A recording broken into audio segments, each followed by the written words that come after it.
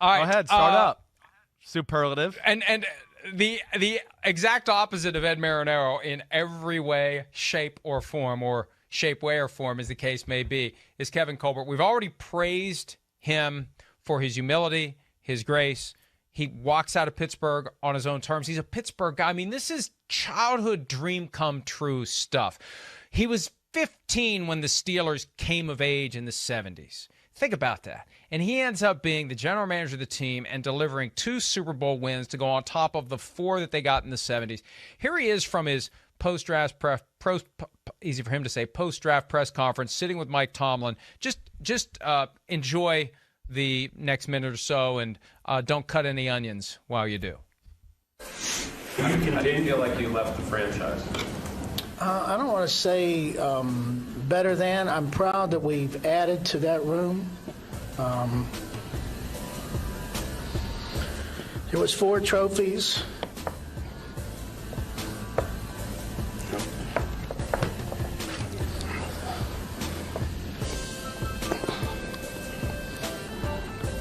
There was 4 when we got here. And you knew the task.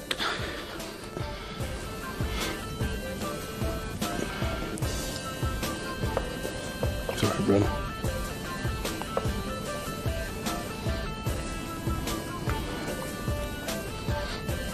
You think about DMR?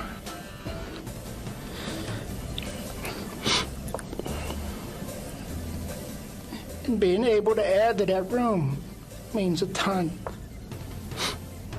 But it doesn't mean it's over. The next step, I mean, we gotta get more than, and we'll never lose that. But it means a lot. They went a long time between number 4 and number 5, from 79 to 2005. Colbert arrived as director of football operations in 2000 after a decade with the Lions. He got into scouting in 1984 after he had been involved in collegiate athletics, basketball and baseball at Robert Morris, Ohio Wesleyan, more involved in football, but the head baseball coach. Blesto scout, a national service, caught the eye of Don Shula. That was his first mentor, working with Don Shula in Miami from 85 to 89. Detroit for 10 years as director of pro scouting, and then 20 years in Pittsburgh. You couldn't write it up any better. And responsible for teams that won 2 Super Bowls, and not ready to stop. And as we said earlier, whoever gets that job, and I have no idea, they've interviewed like 100 people. Whoever gets that job needs to keep Kevin Colbert around. Yeah, I'm with you there, 100%. We hit on it. It's a great football mind, understands how to build a football team, understands the culture of the city of Pittsburgh, the Steelers themselves. And, yeah, I think he's the kind of guy that, you go, yeah, I'd love to have him around, pick his brain. What did he do? How does he see these linebackers and receivers we talk about? And he's not going to be one like, pounding the table or talking to the media, trying to take credit behind the scenes or something like that. So, he's going to stay. It's just Pittsburgh. It's just the way they are there. It's why they're a special organization. You're good people. You're all in on the Steelers. They keep you around. It doesn't matter who you are. And I think that's one of the things I really respect about what the Rooneys have done there.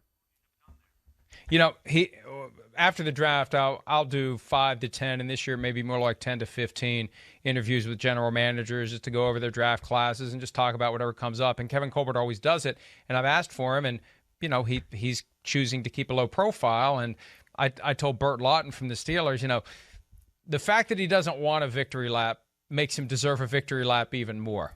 I mean, the humility. He's a guy that wouldn't want to be in the Hall of Fame. That makes him deserve it even more. He's a guy that wouldn't want to have an award named after him. It makes him deserve it even more. That's the kind of personality that we need to look up to. You just do your job. You go about your business. And if other people notice it, great. If they don't, great. I don't care. I'm just here to do my job. Yeah, no, I know. Exactly right. That's kind of what they got there all together. It's a group of people that I've heard Mike Tomlin refer to it too. I walk in every day, I see those damn trophies. That's all I think about. I got to get another trophy. What are we going to do to make Pittsburgh better today? They're a very special organization that way, and it'll be interesting to see where they go with the GM thing. And whoever the GM is going to be in a good spot, that's for sure. All right, I'm going to go to another team in their division for my superlative. The Ravens continuing their pillaging of the baddest mofos on the planet once again in the draft. I'm just amazed by them. I mean, Eric DaCosta deserves a lot of credit. I think they're probably the team I look at to go 1 or 2, 3 top teams in the draft, hands down. Just what they did. Absolutely killed it. First off, I mean, the first 2 picks in the first round, I mean, Kyle Hamilton, awesome safety. I mean, just high floor, incredible football player. This day and age in the NFL, safety, nickel guy, linebacker, whatever. He's going to be all over the place. Get an awesome center in Linderbaum out of Iowa, also in the first round. Then get a first-round pass rusher who's coming off an Achilles tear. They got him. Travis Jones, one of the big D tackles, who's the best in the draft. Then they get a giant tackle from Minnesota and another good 2 tight ends down the draft. I mean, to me, they killed it. They absolutely killed the draft, the Baltimore Ravens. And I'm just amazed with the off seasons they seem to consistently have year after year. It's pretty impressive. Check out Football Morning in America. Peter King was in the draft room for round 4. That was a round that Eric DaCosta had pegged as critical because what happened was because of the COVID year and guys who decided to exercise the option to come back for another year, you had a much more deep and robust class of players.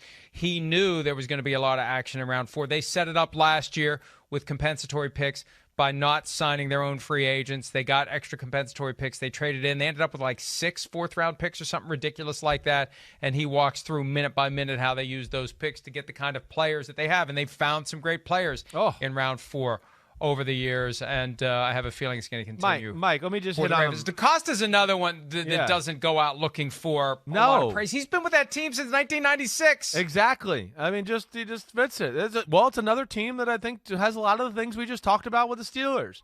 They got all the right touch, the right way they treat people, the players. What Ozzie Smith installed there into their scouting community. Ozzie Newsome. Ozzie Smith. He was a good shortstop. Ozzie was a good tight end. I mean, Mike, I think there's a real thing there. I mean, like they got a corner from Alabama, Jalen Armour Davis. He was one of my top 5 corners in the draft.